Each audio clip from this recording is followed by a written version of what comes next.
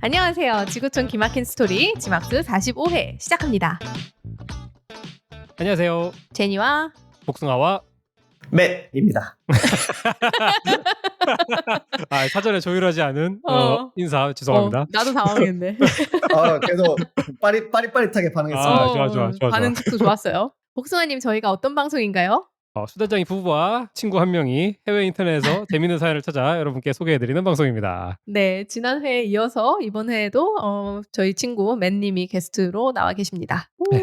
안녕하세요, 여러분. 지난 회에 이어서 이번 회에도 함께하게 되었습니다. 반갑습니다. 네, 오늘도 함께해 주셔서 감사합니다. 지금 듣고 계신 여러분 혹시 구독을 하지 않으셨다면 구독 꼭 눌러주세요. 팟캐스트 구독해주세요. 그리고 인스타그램 gmxcast, gmxcst 팔로우도 많이 해주시고 주변의 친구분들에게도 많이 알려주시면 저희 팟캐스트를 하는데 아주 큰 힘이 됩니다. 그렇습니다. 제발 좀 도와주세요. 반전했으면 좀 구독자가 늘 때도 됐잖아. 이번에는 바로 사연으로 바로 사연으로 넘어갈까요? 들어가시죠. 와, 벌써 제목부터 어지러운데? What? 오, 땡. 잠깐만. 그보다 더 강력한 애가 나타났어. 오. 네, 첫 번째 사연입니다. 이게 사실 제목부터 사실 좀 어지러질한데 네, 사연을 읽어드릴게요. 새로 사귄 여자친구에게 언니와 잤었다는 사실을 알려야 할까요? 어떻게 생각하세요? 제목에서 느껴지는 필링. 이게 왜 말을 잊지 질문을 하는 못하시네요? 걸까요? 아니 이게 반응을 이게 왜 질문인가라는 생각이 계속 머릿속에서 드는데 그럼 어떻게 해야 된다고 생각하세요? 알려야 될까요? 애당초 여자친구를 사귀기 전에 상황을 좀 알지 않았을까요? 그냥 언니가 누군지? 그러면 그럼 몰랐을 수 있을 것 같은데? 왜 한국에도 약간 그런 얘기들 있잖아요. 여자친구랑 사귀고 이제 상견례 하러 갔더니 상견례 자리에 전 남자친구가 나왔다. 뭐 이런 막 썰들이 있잖아. 여자친구랑 사귀고 했는데 전 남자친구 여자가 남자친구랑 사귀고 이제 결혼을 하기로 하고 상견례 자리에 갔는데 상견례 자리에 이제 남자친구의 뭐 형이라고 왔는데 전 남자친구인 거야, 자기의. 맞아. 그런 썰 들어본 적 있지. 그런 일이 있을 수도 있죠. 생각보다 흔할 수도 있죠. 왜냐면은 형제가 비슷하게 생겼고 여자친구의 취향이 일관되다면 비슷한 타입의 사람을 좋아할 거고. 그럴 수도 있죠. 네, 그렇죠. 일어날 수도 있지만 이제 사실을 알려야 된다 이런 건 없지만 이제 끝까지 오래가지는 못하겠다 이런 생각이 살짝 드는군요. 자, 사연 읽어볼까요? 네. 그럼? 읽어볼까요? 네, 용기를 내서 사연을 읽어보도록 하겠습니다. 우리 심약한 맨님 지금 사연 제목에서부터 지금 아찔해가지고. 이게 또 하필이면 제가 1인칭으로 읽어야 돼서 더 약간 무서운데, 자, 저와 제 새로운 여자친구는 사귄 지 6개월 정도 되었습니다. 여자친구는 최근에 가족이랑 여행을 다녀왔고 돌아와서 여행에서 찍은 사진들을 보여줬는데 저는 사진에서 그녀의 언니를 알아보았습니다. 그 언니와 저는 대학 시절 색파였습니다. 사실 이거 영어로는 friends with benefit이라고 돼 있는데 제가 그냥 색파라고 번역을 했어요. 약간 뉘앙스가 다르긴 한데 그래도 비슷하죠. 개념적으로는 같습니다. 네, 이익을 추구하는 친구 사이였는데 아무튼 네, 심각한 사이는 아니었고 심지어 그리 오래 지속된 관계도 아니었습니다. 2년 전쯤에 있었던 일이거든요. 여자친구 언니의 성을 몰랐기 때문에 여자친구와 자매인 줄도 몰랐습니다. 제가 고민되는 부분은 이겁니다. 여자친구에겐 남사친이 있는데 여자친구와 가까워서 좀 불편합니다. 그리고 그는 바람둥이입니다. 여기서 바람둥이 원문은 fuckboy거든요. 이 fuckboy가 또 바람둥이랑 또 느낌은 또 좀 달라. 여기저기 자고 다니는 놈이네. 그냥 막 날티나고 뭐 날라리에 가깝죠? 오히려? 날라리 그쵸. 그런 거야? 오케이. 근데 날라리 바람둥이 이걸 약간 또 다 섞어놓은 느낌이야. 약간 딱 보기에 좀 쟤는 여자 많을 것 같다 하는 그런 상 있잖아요. 오케이. 물란한 날라리. 그쵸. 근데 뭐 실제로 여자도 많고 아니 막 자신감 늘 넘치고 막 목소리 크고 그런 남자들 그런 애들을 fuckboy라고 불러요. 오케이. 네, 그리고 그는 그런 놈입니다. 여자친구가 혹시 이 친구와 선을 넘은 적이 있는지 물어보려고 했었습니다. 이것 때문에 헤어질 것은 아니지만 그래도 알고는 싶었습니다. 여자친구는 과거는 과거일 뿐이야. 내가 전에 뭘 했는지는 안 알려줄 거야. 그리고 너가 전에 무슨 짓을 했는지도 알고 싶지 않아. 라고 했습니다. 했어. 그러니까 저 말을 한다는 것도 참 아무튼 네. 이것 때문에 고민입니다. 어차피 언젠가 언니가 말할 것이기 때문에 여자친구에게 사실을 말해야 한다고 생각하지만 여자친구의 말에 따르자면 과거는 과거일 뿐이잖아요. 여기까지가 사연이고 사연인데 말을 저는 해야 된다고 봅니다. 어차피 언젠가 알게 될 거. 저는 오히려 반대. 진짜? 네. 나도 반대. 그래? 네. 이거는 저는 판도라의 상자라고 생각을 해요. 그러니까 과거에 일어난 일을 사실은 우리가 언젠가 나는 이 사람의 여동생하고 만나게 될 거야. 뭐 이걸 알고 있을 건 아니잖아요. 그러니까 이제 이 시점에서는 이 언니와 예전에 뭐 잤었다 이거를 더 이상 뭐 이렇게 바꿀 수 있는 사실도 아니고 사실 과거랑 현재랑 어떤 게 더 중요하냐라고 하면은 사실 현재가 중요하다는 게 정말 명백하다고 저는 생각을 하는데 근데 내 생각은 네. 저는 미래를 생각해요. 미래를 생각했을 때 이 여자친구랑 계속 사겨. 계속 사귀고 점점 더 진지한 관계가 돼. 그러다가 이제 어느 날 이제 결혼도 생각하게 돼. 그러면 언젠가 언니랑 나랑 만날 일이 생길 거고 그러면 또 언니랑 이제 있었던 과거를 언니가 알고 있으니까 여자친구 언젠가 또 알게 될 수도 있고 그럼 차라리 내가 먼저 내 입장에서 얘기해 주는 게 낫지 않나 하는 게 제 생각입니다. 앞으로 전 미래에 일어날 일을 이제 좀 잘 정리하기 위해서. 그러면은 말씀하시는 거가 이렇게 말을 하면은 깔끔하게 정리가 될 거다라는 전제 조건이 깔리잖아요. 그렇긴 한데. 자, 얍! 내가 이랬다! 얍! 끝! 그쵸. 그러니까 이게 그 전제 조건이 좀 깔려요. 왜냐면은 얘기를 하고 나서 그랬구나. 그래. 짝! 이러고 이제 그냥 그 다음에 넘어가는 것처럼 넘어간다라는 것이 되는데. 얘기를 조심스럽게 잘 해야죠. 이렇게, 야, 나 네 언니랑 잤다잉? 이러면은 당연히 이렇게 안 끝나지. 저는 지금 약간 반반 두 사람의 얘기의 가운데 지점에 있는 것 같아요. 저는 지금 당장 얘기할 필요는 없다고 생각하는데, 근데 이 관계가 이제 정말 진지하게 깊어질 때, 결혼도 할 수 있겠다, 프로포즈를 생각해야겠다, 서로 결혼에 대한 얘기를 공유하고, 미래에 대해서 좀 더 진지하게 얘기를 할 때, 그리고 가족들을 그러면은 자연스럽게 만나게 되잖아요. 우리 집에 우리 엄마 아빠랑 같이 식사 한번 할래? 뭐 나 언니가 있는데 우리 언니랑도 한번 만나볼래? 이런 얘기가 나올 때쯤 그때 얘기하는 게 좋을 것 같아요. 근데 그때 얘기하면 너무 늦지 않아요? 그래요? 그런가? 아니 왜냐면은 저는 사람이 사귈 때 막 어렸을 때 사귈 때 이런 얘기 하잖아요. 야 네가 걔랑 결혼할 것도 아니고 막 이런 얘기 하는데 네. 저는 어쨌든 길게 보고 하는 게 늘 건강한 관계가 된다고 생각을 하거든요. 이 사람과 결혼할 건 아니어도 어차피 향후에 언젠가 헤어진다는 전제는 일단 생각하지 않고 이 사람과 굉장히 오래오래 나와 함께 연애를 할 거다라는 전제를 깔고 가야 건강한 관계가 된다고 생각을 하는데 그러면 이미 앞으로 예를 들어 한 5년 동안의 시간을 더 투자를 했어. 이 관계에. 그런 다음에 얘기하면은 돌이키는 너무 늦은 거잖아요. 만약에 이게 딜브레이커야. 이것 때문에 이걸 알리면 여자친구가 무조건 나랑 헤어지게 되어 있다고 쳐요. 그러면 5년 동안의 시간을 약간 낭비한 느낌이잖아. 근데 그러면은 일찍 그냥 헤어지는 거예요? 빨리 말하고 빨리 헤어지는 거예요? 그 과거를 바꿀 수 없으니까 만약에 내가 네 언니랑 잔 것이 진짜 도저히 용서가 안 되는 일이라면은 헤어지길 수밖에 없잖아요. 근데 이 사이 과거를 바꿀 수는 없고 그렇다면 언젠가 알려야 될 사실이라면 미리 알려서 좀 피해를 최소화하는 게 낫지 않을까? 근데 저는 반대로 이렇게 생각해요. 만약에 내가 사귄 지 뭐 한 2달밖에 안 됐어. 그런데 그래도 내가 마음이 그냥 그렇게 깊지 않아? 그냥 뭐 좋은 남자친구야 아직까지는? 근데 언니랑 잤대. 그러면은 그냥 쉽게 헤어질 수 있을 것 같은데 그게 아니라 진짜 그러니까 그렇게 얼마 안 됐으면은 그냥 그래? 그럼 말하고 치워 이렇게 하고 말 것 같은데 그게 아니라 이제 진짜 이렇게 서로 사랑을 쌓아가고 진지하게 만난 후에는 이게 오히려 딜브레이커 아니게 될 수도 있죠. 마음이 좀 힘들 수는 있어도. 그러니까 이 사람이 좋은 사람인 거를 오히려 일찍 말해버렸다가 이 여자 입장에서도 이 남자가 좋은 남자인데 그냥 놓칠 수도 있는 거잖아요. 그것도 일리가 있네. 그렇죠?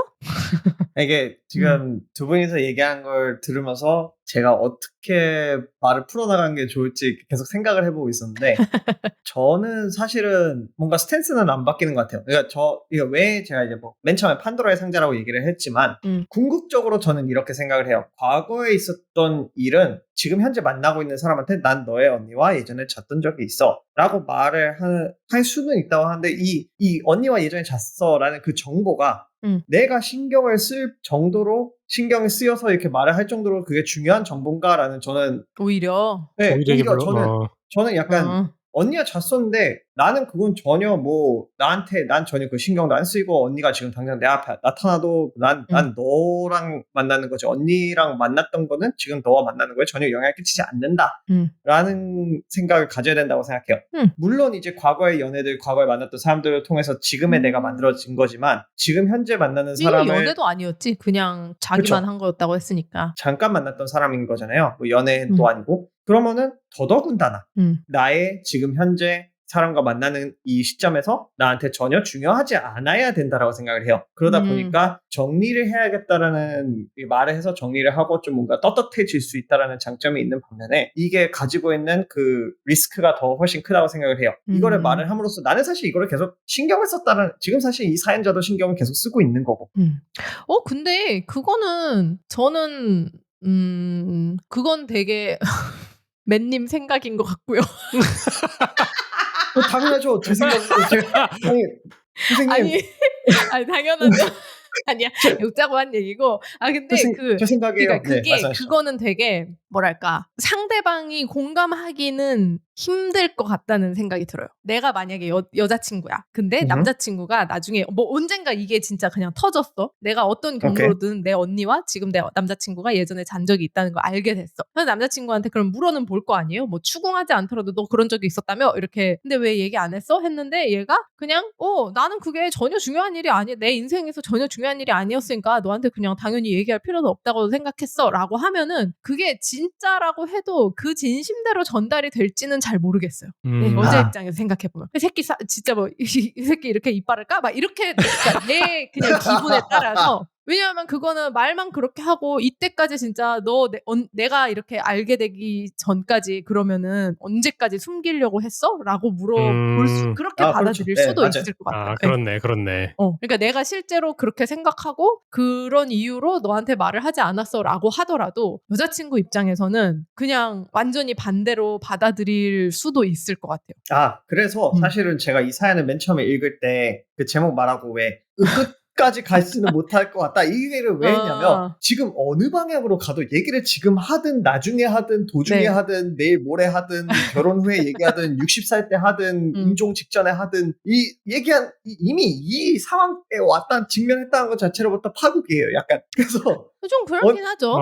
네. 사귄 지 6개월밖에 안 돼가지고 저는 뭐 헤어지는 게 사실 속 편하지 않을까. 근데 만약에 그냥 다 알고 사귈 수도 있을 것 같지 않아요? 뭐 그럴 수도 있죠.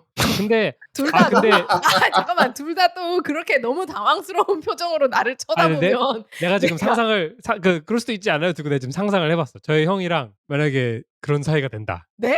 그러니까 저희 형이랑 만약에 내가 여자친구를 사귀었는데 알고 보니 가상의 여자친구라고 하죠. 가상의 여자친구를 사귀었는데 만약에 그게 형의 전 여자친구야. 그러면은 저는 제가 이 여자에게 얼마나 진심인지에 따라서 저는 끝낼 수 있을 것 같아요. 별로 이렇게. 그리고 신경이 안 쓰일 수가 없지 않을까. 일단 들은 이상은 그러니까 아까 제가 도중에 말한 이게 얘기를 했어. 그랬구나. 오케이. 악수 짝, 이제 평화 합정 짝, 뭐 이제 서명해. 너도 서명해. 오케이. 우리는 더 이상 여기서 NDA를 써갖고 더 이상 우리는 얘기를 안 할 거야. 이게 안 될 거란 말이죠. 사람 마음이라는 게. 그리고 우리 전 여자친구 전 남자친구 얘기를 서로 안 하는 게 예의잖아요. 네네. 그 남녀간에. 그쵸. 근데 전 남자친구가 맨날 보여.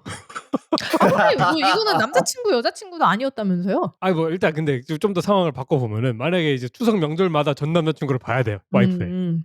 그러면은 되게 싫지 않을까? 그건 그럴 수 있겠네. 그러면 이제 이 업데이트로 넘어갈까요? 업데이트를 좀 봅시다. 궁금해요. 그럼 맨님 마저 읽어주시죠. 이 다음날 쓰인 업데이트예요. 업데이트를 읽어드릴게요.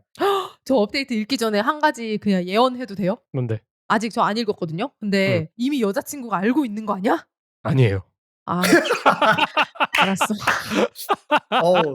와, 바로 짜게 식었군요. 짜게 식었네. 알겠습니다. 읽어주세요. 네, 여자친구에게 사실을 털어놓으려 했는데 일이 생각만큼 잘 풀리지 않았습니다. 저는 여자친구에게 과거 경험들에 대해 얘기했던 것 기억하냐고 물었고 여자친구는 저에게 화를 냈습니다. 말했잖아, 과거는 중요하지 않다고. 저는 여자친구에게 이건 진짜 중요한 일이라고 말을 했지만 여자친구는 과거 자신의 성경험 때문에 전전긍긍해하는 사람과는 함께하지 않을 것이라고 스스로 약속했다면서 무시했습니다. 그리고 저더러 철 좀 들라고 했습니다. 저는 그냥 나 네 언니랑 잤어 라고 질러버렸습니다. 와우. 잠시간의 침묵이 흐른 후 저는 여자친구에게 우리가 만나기 전에 어떤 일이 있었는지 알려주었습니다. 그녀는 이걸 잘 받아들이지 못했습니다. 우리는 여자친구가 이 사실에 얼마나 불편한지, 제가 여자친구의 가족을 만나게 되면 어떤 일이 생길지, 만약 여자친구의 부모님이 이 사실을 알게 된다면 어떻게 될지 등등 여러 이야기를 나눴습니다. 만약 여자친구와 제가 결혼하게 된다면 언니와 제가 잤었다는 사실을 알면서 언니 앞에서 결혼식을 올릴 수 있을지 모르겠다고 했습니다. 여자친구는 그냥 역겹다고만 했습니다. 그래서 역겹다가 약간 약간 한국말로 하면 좀 센데 feel gross 하면 약간 뉘앙스가 다르긴 해요. 좀 더 역겹다보다는 조금 약한 말이긴 해. 매스껍다? 매스껍다. 속이 안 좋다 정도?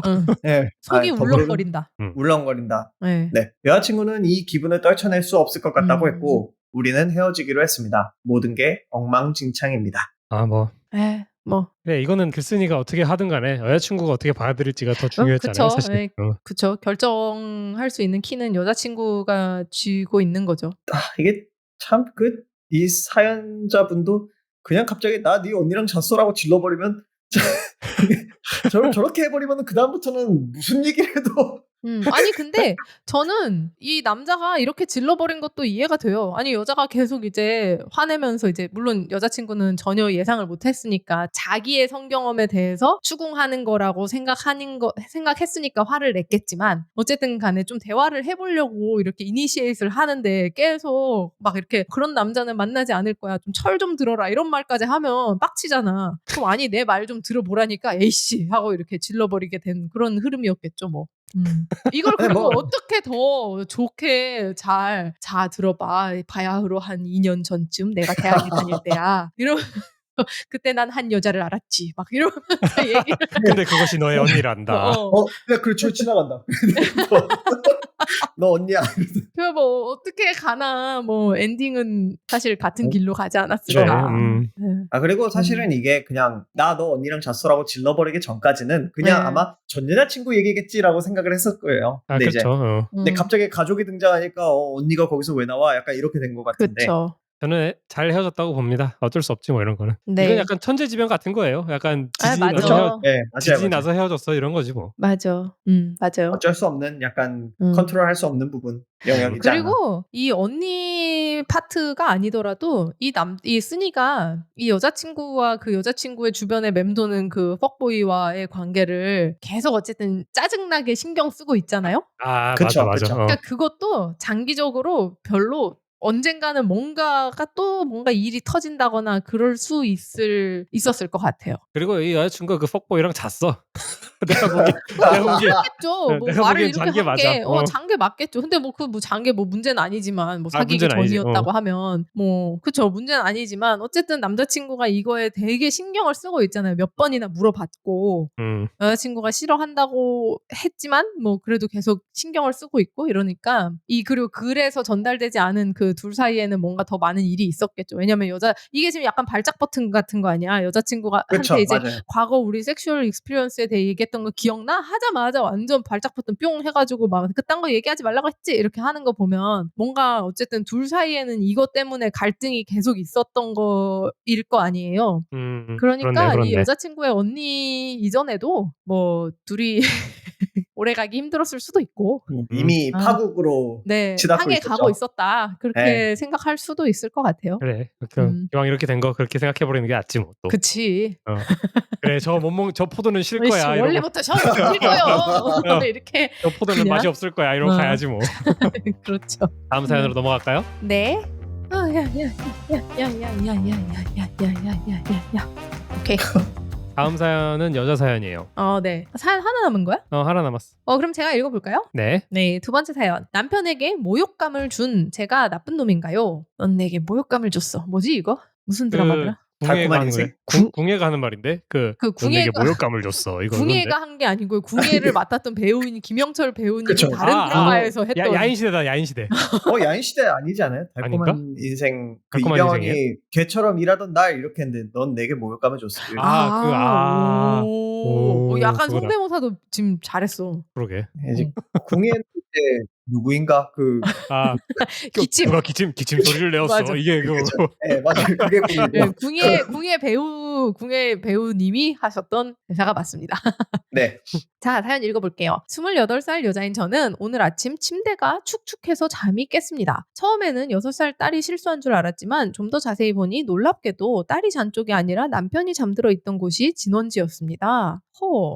저는 샤워를 한 뒤 남편을 깨워 침대에 실수를 했다고 알려줬습니다. 그는 처음엔 아니라고 했지만 금방 지은 충격받은 얼굴로 밀어보아 사실을 알아챈 것 같습니다. 남편은 침대에서 뛰쳐나가 침구들을 전부 벗겨내려고 했습니다. 딸이 침대 시트 위에서 잠들어 있었기 때문에 바로 시트를 벗기지는 못했습니다. 남편은 좀 멍청해 보였고 솔직히 좀 웃겼기 때문에 저는 키득거렸습니다. 남편은 웃을 일이 아니라고 화를 내서 저는 웃음을 멈췄습니다. 시트를 전부 벗겨내려면 딸을 깨워야만 했고 딸은 혼란스러워하며 무슨 일이냐고 물었습니다. 남편은 한마디도 하지 않으며 계속 멍청하게 시트를 벗겨내려고만 했습니다. 그래서 저는 남편 대신 딸에게 아빠가 침대에 오줌을 쌌다고 했습니다. 그러자 남편은 얼어붙었고 마치 울음을 터뜨릴 것 같은 이상한 표정으로 저를 쳐다봤습니다. 남편에게 모욕감을 주려는 의도는 아니었습니다. 딸은 왜 아빠가 오줌을 쌌냐고 물었고 남편은 여전히 아무 말도 하지 않아서 저는 딸에게 가끔 사고가 나기도 한다는 식으로 얘기했습니다. 남편은 가만히 서서 저를 째려봤습니다. 눈빛만으로 사람을 죽일 수 있다면 저는 죽었을 것입니다. 남편이 저를 보는 눈이 증오에 가득 찼다고 표현하는 게 전혀 과장된 게 아닙니다. 저는 한 번도 남편을 겁낸 적이 없지만 저는 순간 남편이 저를 때릴지도 모른다고 생각했습니다. 잠시 후 남편은 모든 것을 바닥에 내려놓고 방을 나가서 화장실에서 45분 동안 문을 잠그고 있었습니다. 남편이 화장실에서 나와 급하게 옷을 갈아입고 딸아이를 학교에는 너가 데려다 줘 라고만 말을 하고 떠났습니다. 저를 쳐다보지도 않았습니다. 남편의 태도가 몹시 짜증났지만 기분이 좋아 보이지 않았고 싸우고 싶지 않아서 뭐라고 하지 않았습니다. 제가 퇴근하고 돌아왔을 때 남편은 여전히 삐져 있었고 저를 무시하고 있었습니다. 저는 여전히 아침에 남편의 태도 때문에 짜증이 나 있었습니다. 그래서 저는 남편에게 그냥 좀 잊어버리라고 자다가 오줌 쌌다고 세상이 무너져 내리는 것도 아니고 저에게 화풀이 하지 말라고 했습니다. 그러자 남편은 제가 딸에게 사실을 말해서 자신에게 모욕감을 줬다고 했습니다. 저는 그것이 정말 말도 안 되는 소리라고 생각했습니다. 저는 제가 아니라 남편이 침대에 오줌을 싼 것이 스스로에게 모욕감을 줬다고 했습니다. 남편은 그것을 잘 받아들이지 못했습니다. 그리고 저에게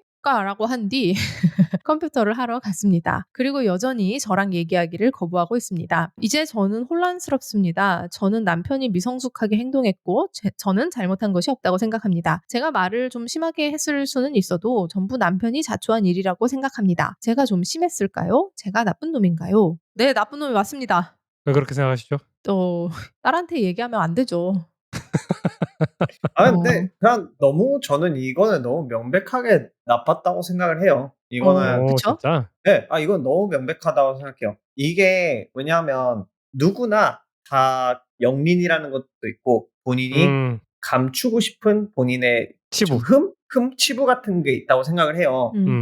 그리고 사실은 이게 그냥 인간관계가 아니라 지금 남편 안에 어떻게 보면 내 가족이고 나의 편이 되어줄 사람이라고 생각하는 사람이 치부를 가지고 놀린 거잖아요. 네. 그러니까 이게 역지사지로 생각을 해보면 너무나도 더 명백해지는 게 만약에 똑같은 상황에서 아내가 실수를 했는데 막 이제 딸한테 엄마가 침대에다가 오줌 쌌어 이러면서 이제 놀리듯이 말을 하면 과연 이 사연 글쓴이는 기분이 좋았을까? 저는 절대 아니라고 생각하거든요.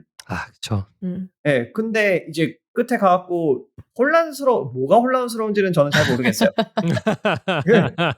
그리고 이게 그 남편한테 너가 너 스스로에게 모욕감을 준 거야? 라고 했잖아요. 모욕감이라는 것 자체는 본인이 한 실수로 본인이 모욕감을 줄 수는 없다고 생각해요. 모욕은 당한 거잖아요. 모욕은 당하는 거예요. 모욕은 다른 사람이 주는 거다. 그렇죠. 네, 다른 사람이 모욕을 준 건데 그러니까 여기서는 이제 내 아내가 나한테 모욕을 준 거고 그 대상도 누구 앞에서 모욕을 줬냐도 좀 중요하다고 생각하는데 딸 앞에서 내 딸 앞에서 그쵸. 딸 앞에서는 강인한 아빠이고 싶은데. 그쵸. 당연하죠.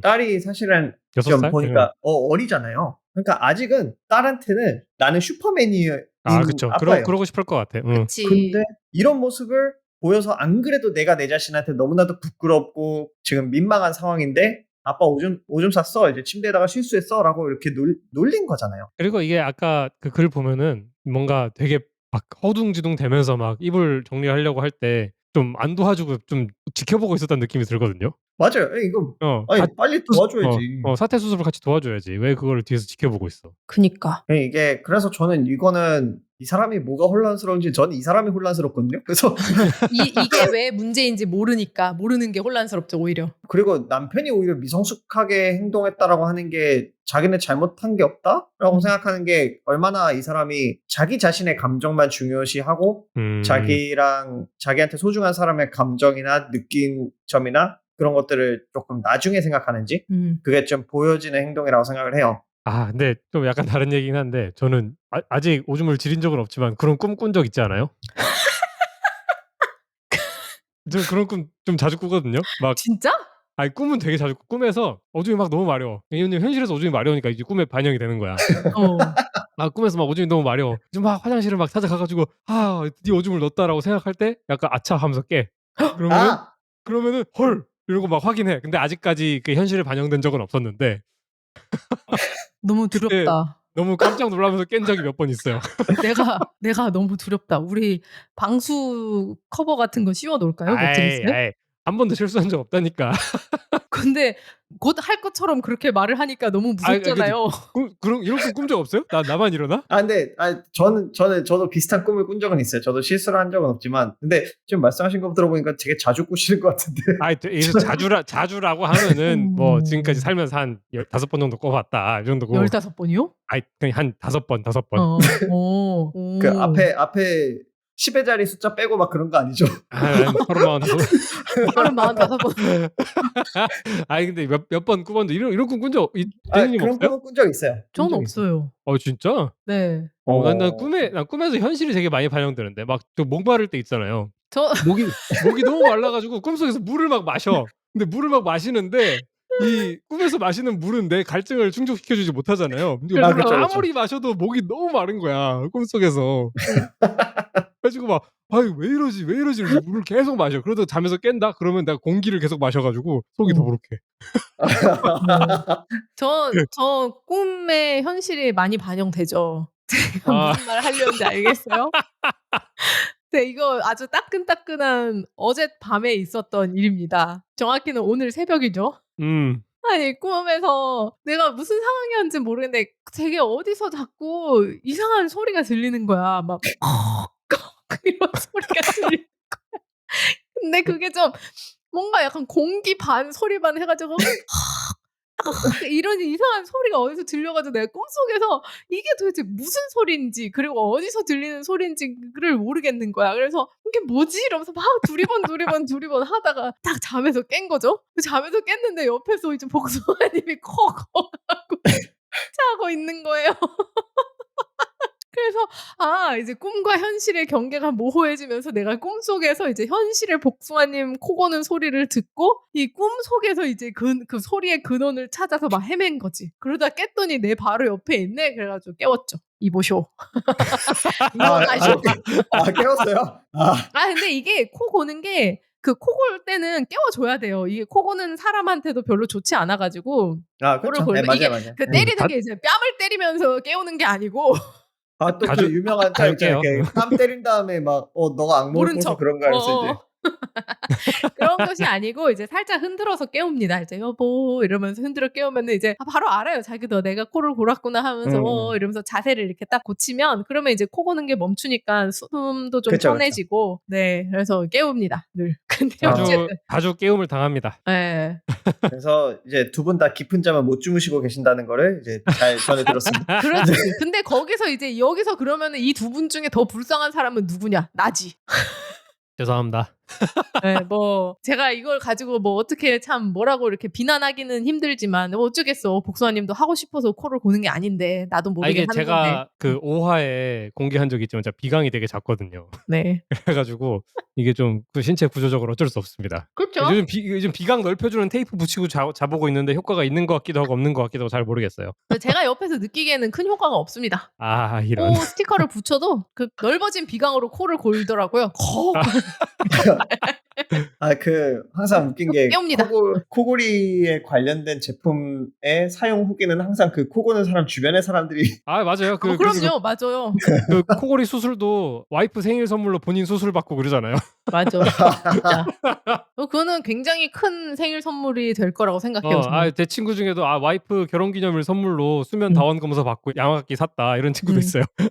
양압기. 그래서 지금 약간 간접적으로 그게 큰 생일 선물이 될 것 같다고 말씀하시는 거죠? 근데 저는 내가 얘기하는 거지 내가. 그러니까. 이건 제이님 틀리면 정정해주세요. 저는 그 정도는 아니지 않나요? 그 정도는 아니긴 한데 맞아요. 그 정도 맞아. 그렇지. 정확히 얘기하자면 내가 복숭아님 생일 선물로 코골이 수술을 해줄 수 있어요. 하지만 내 생일 선물엔 그냥 내가 갖고 싶은 거 해줘. 오케이. 그러면 그 코골이 무슨 수술은 말인지 알겠죠? 안 하는 걸로 내 합시다. 생일 선물로 복숭아님 코골이 코골이 수술을 할 필요까지는 없어요. 저는 개인적으로 제 수면 질에 별로 불만이 없기 때문에 그럼 코골이 수술은 안 하는 걸로 하죠. 네. 일단 저도 아직까지는 괜찮기 때문에 좀 더 살아보고 만약에 이게 점점 더 막 악화돼 가지고 이제 견딜 수 없을 지경에 이르른다. 그러면 제가 복숭아님한테 생일 선물로 코골이 수술을 해 드릴게요. 오케이. 좋아. 원치 그러니까 않아도 생일 선물로 받으세요. 그러니까 이게 우리는 이거를 사자성어로 내로남불이라고 하는데 사자성어요? 현대 사자성어. 네 내 글자로 생일 된 소년들의 선물에는 말씀.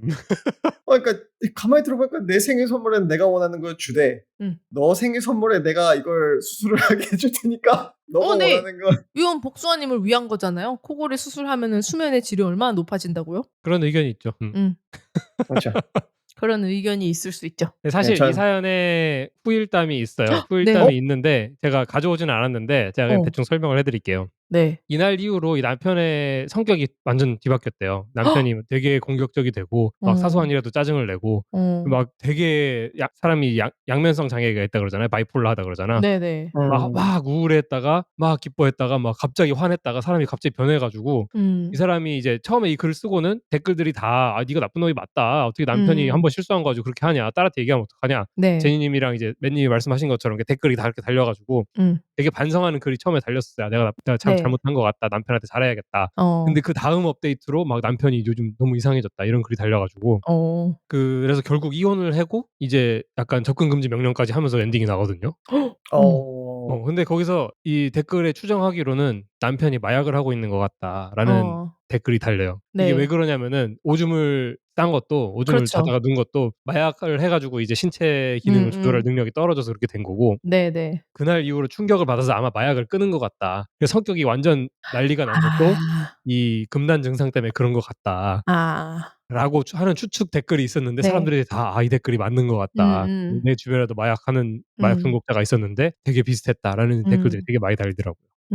근데 저도 충분히 그럴 수 있다고 생각하는 게 저는 이 사연을 읽으면서 가장 의아했던 부분은 와이프가 남편 어떻게 이런 실수를 해 하면서 깔깔 웃었다는 게 웃기다고 생각했다는 게 너무 좀 놀랐거든요. 저라면 복숭아님이 그러니까 예를 들어 진짜 무슨 복숭아님 방실금 얘기했지만 방실금처럼 그래 뭐 진짜 뭐 나중에 나이 들면은 뭐 우리 다 요실금도 생기고 그러지 않겠어요. 그러면은 뭐 재채기만 해도 찔끔 나오고 한다는데 뭐 그런 정도로 찔끔 실수할 수는 있겠죠. 그건 생리적으로. 근데 만약에 그런 게 아니라 진짜 이불이 흥건하게 젖을 정도로 방광을 다 비울 정도로 실수를 했어. 그러면 젊은 나이에 아무런 병이 없는데 그러면 그거는 진짜 이상한 거잖아요. 그쵸.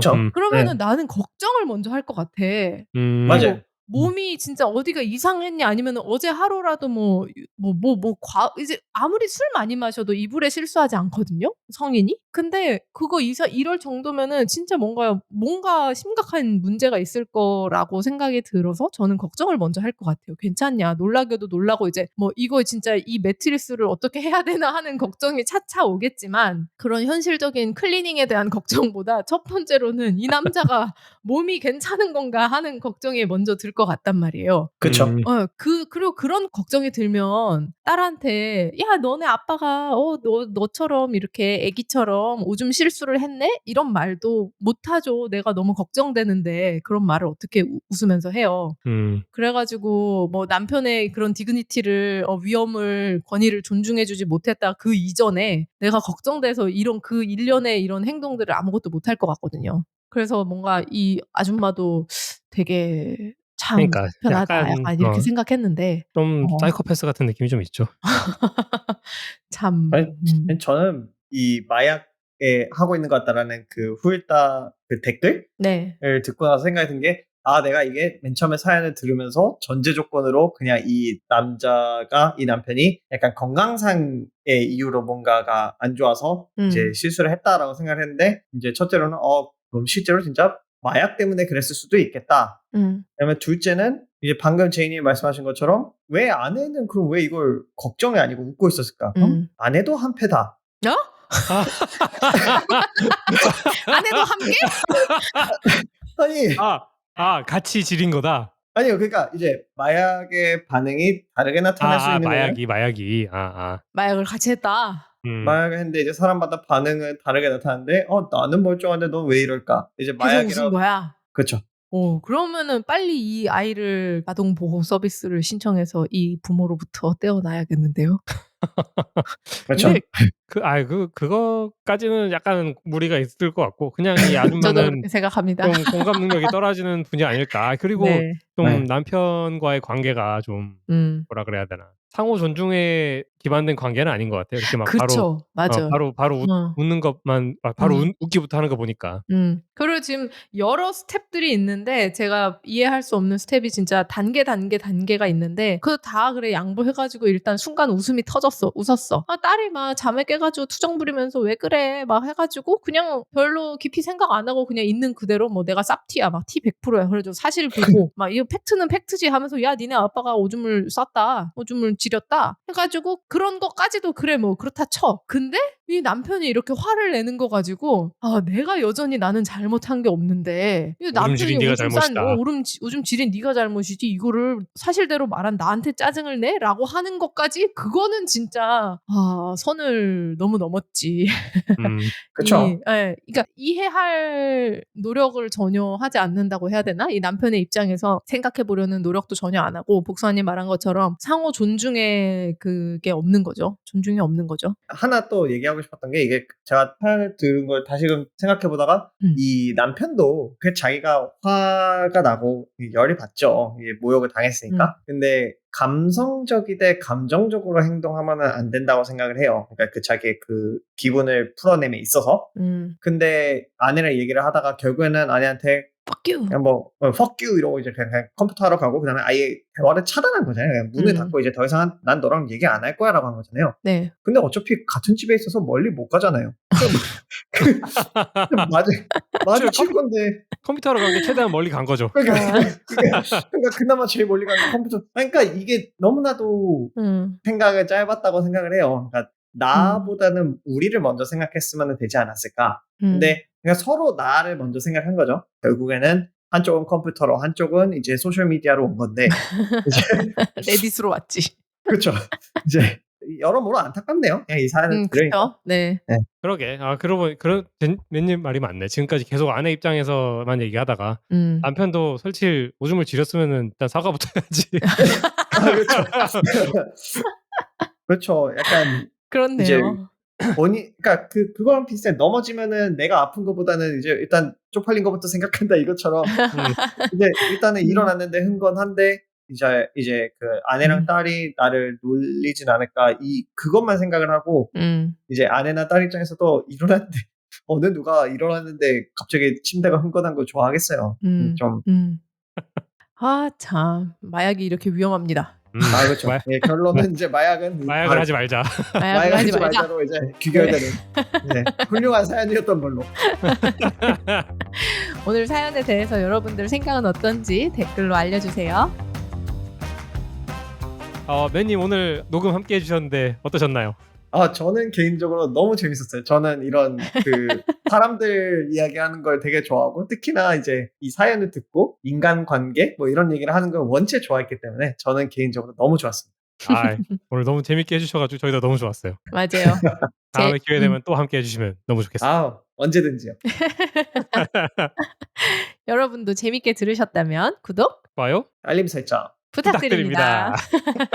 그리고 친구들에게도 주변 지인들에게도 저희 지막스 채널을 많이 많이 홍보해 주세요. 저희 같은 팟캐스트 채널이 살아남는 길은 여러분의 추천밖에 없습니다. 주변에 그렇습니다. 많이 많이 추천 부탁드립니다. 추천과 구독 그뿐입니다. 저희 인스타그램도 많이 팔로우 해주세요. 아이디 지맥스캐스트 GMAXCAST입니다. 저희 팟캐스트는 유튜브, 애플 팟캐스트, 팟빵, 네이버 오디오 클립, 미안. 내 차례잖아. 네이버 오디오 클립, 스포티파이. 플로우에서 들으실 수 있습니다. 그럼 저희는 더욱 흥미진진한 사연을 찾아서 돌아오겠습니다. 다음에 만나요. 안녕. 안녕.